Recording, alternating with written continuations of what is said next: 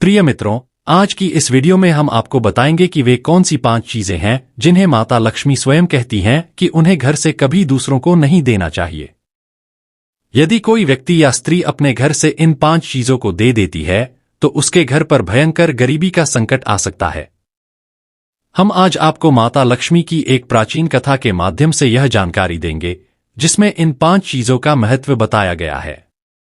इस कथा के जरिए आपको यह समझने का अवसर मिलेगा कि इन चीजों को घर से देने से किस प्रकार धन और समृद्धि में बाधा आ सकती है। यह वीडियो आपके जीवन में गहराई से जुड़ी एक महत्वपूर्ण जानकारी लेकर आया है जिसे जानना आपके लिए अत्यंत लाभदायक होगा। दोस्तों, चलिए देर ना करते हुए इस सुंदर और शांतिपूर्ण वीडियो को शुरू करते हैं।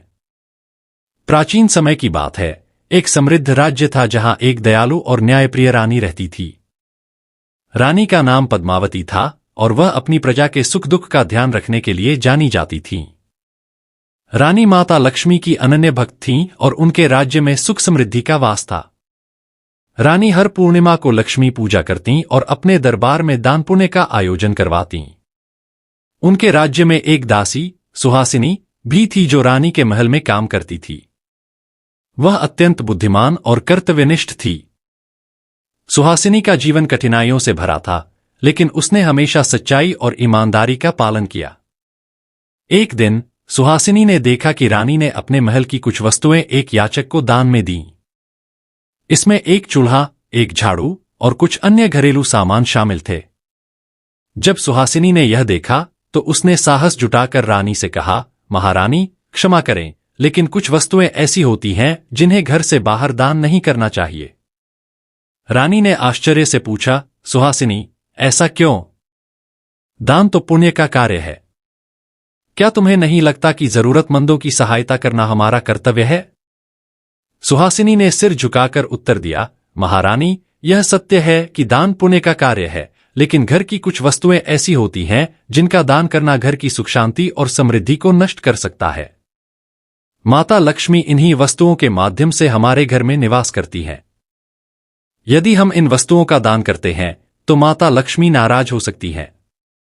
रानी ने जिज्ञासा से पूछा, सुहासिनी, मुझे विस्तार से बताओ कि ऐसी कौन सी वस्तुएं हैं और उनके पीछे क्या कारण है। प्रिय मित्रों, सुहासिनी ने कहना शुरू किया, महारानी, हमारे धर्म ग्रंथों और पूर्वजों की मान्यताओं के अनुसार घर की 5 चीजें ऐसी हैं जिन्हें दान नहीं करना चाहिए। नंबर 1, झाड़ू। झाड़ू घर से नकारात्मक ऊर्जा को हटाती है और सकारात्मकता का प्रवेश कराती है। इसे दान करने का अर्थ है कि आप अपनी सुख समृद्धि और शांति को किसी और को दे रहे हैं। यह माता लक्ष्मी के क्रोध का कारण बन सकता है। नंबर 2, चूल्हा या रसोई से संबंधित वस्तुएं।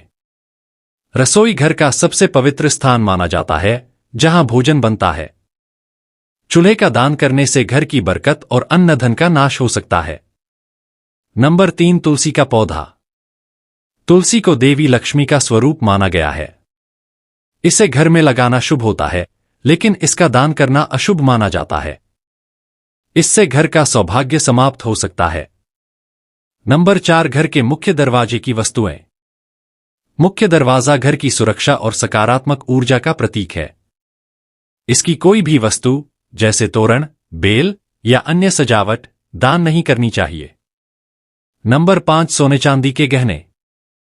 सोने चांदी को माता लक्ष्मी का प्रतीक माना गया है। इन्हें दान करने से घर की आर्थिक स्थिति कमजोर हो सकती है। सुहासिनी की बातों ने रानी को गहरे विचार में डाल दिया। उन्होंने महसूस किया कि दान करते समय विवेक का होना कितना आवश्यक है।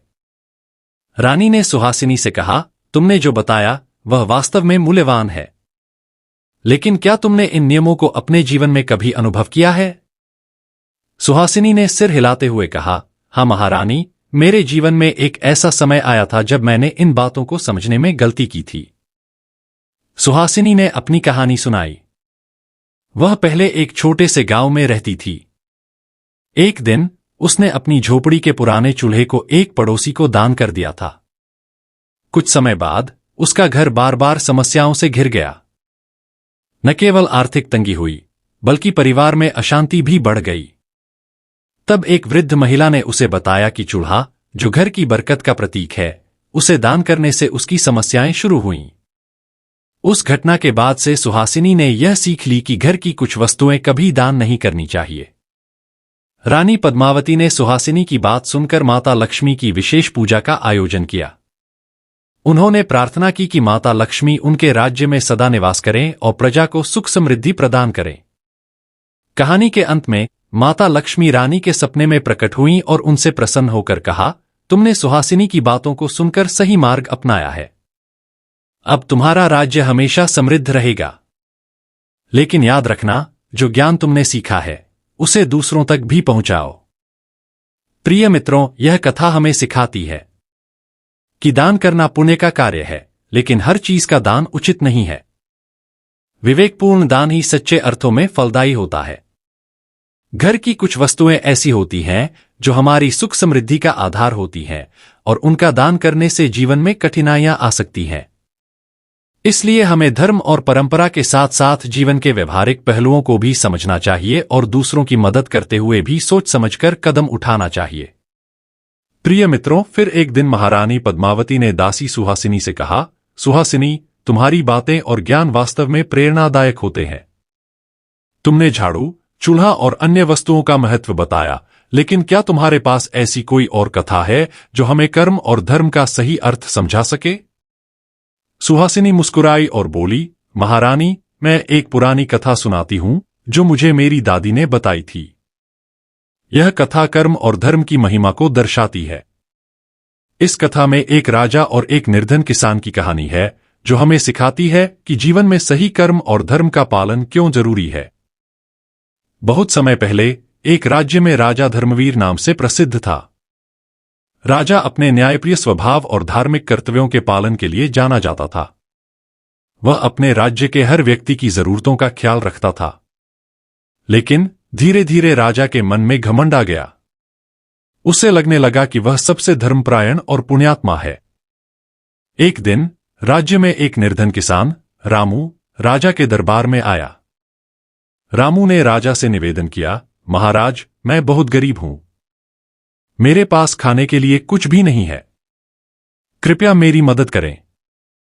राजा ने उसकी मदद की, लेकिन दान देने के बाद राजा ने गर्व से कहा, रामू, देखो मैं कितना धर्मात्मा हूं।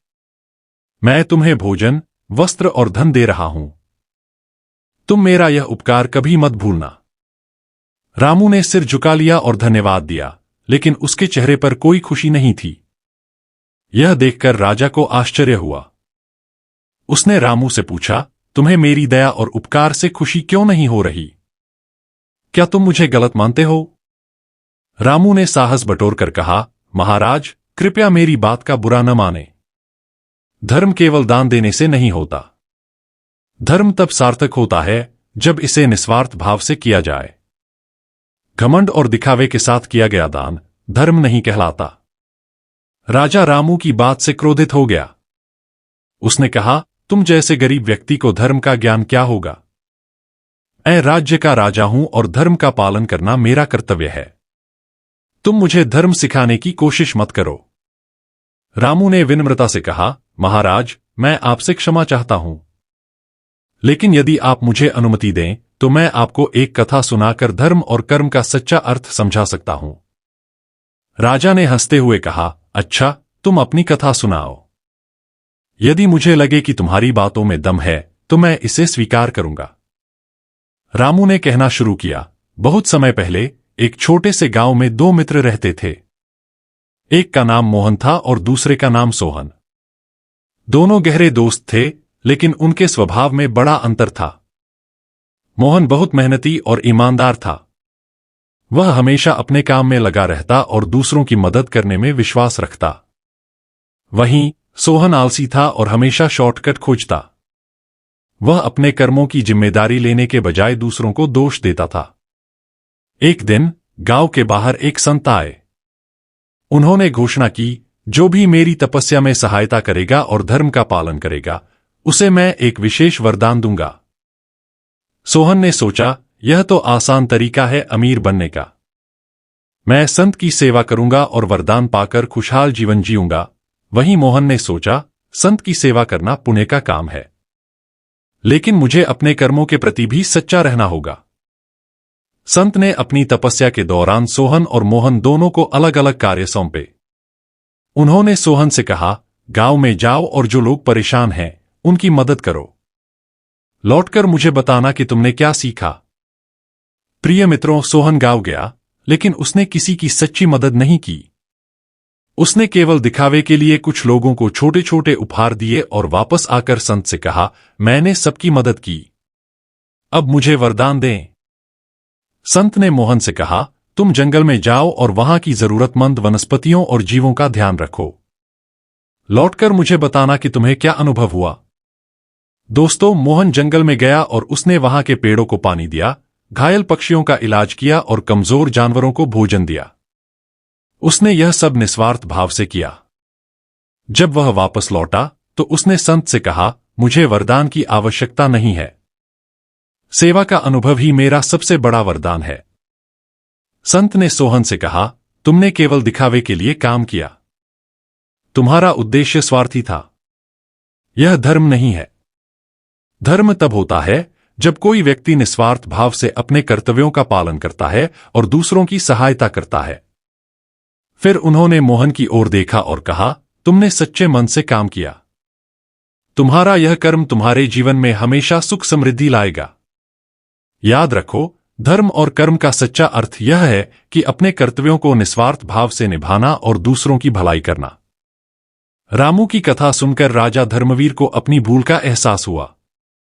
उसने समझा कि धर्म केवल दान और दिखावे से नहीं होता, बल्कि निस्वार्थ कर्म और दूसरों की भलाई से होता है। उसने अपने घमंड को त्याग दिया और सच्चे अर्थों में धर्म और कर्म का पालन करने का संकल्प लिया। राजा ने रामू को गले लगाकर धन्यवाद दिया और कहा, तुमने मुझे सच्चे धर्म और कर्म का महत्व समझाया। अब मैं हमेशा निस्वार्थ भाव से अपनी प्रजा की सेवा करूंगा। प्रिय मित्रों, सुहासिनी ने अपनी कथा समाप्त करते हुए कहा, महारानी, यह कथा हमें सिखाती है कि धर्म और कर्म का सच्चा अर्थ क्या है। हमें अपने जीवन में निस्वार्थ भाव से अपने कर्तव्यों का पालन करना चाहिए और दूसरों की सहायता करनी चाहिए। धर्म केवल दिखावे के लिए नहीं होता, बल्कि सच्चे मन और नियत से किया गया कार्य ही धर्म है। महारानी पद्मावती ने इस कथा से प्रेरणा लेकर अपनी प्रजा के लिए और भी बेहतर कार्य करने का निश्चय किया। इस प्रकार यह कथा कर्म और धर्म की महिमा को स्पष्ट करती है और हमें जीवन में सही मार्गदर्शन प्रदान करती है।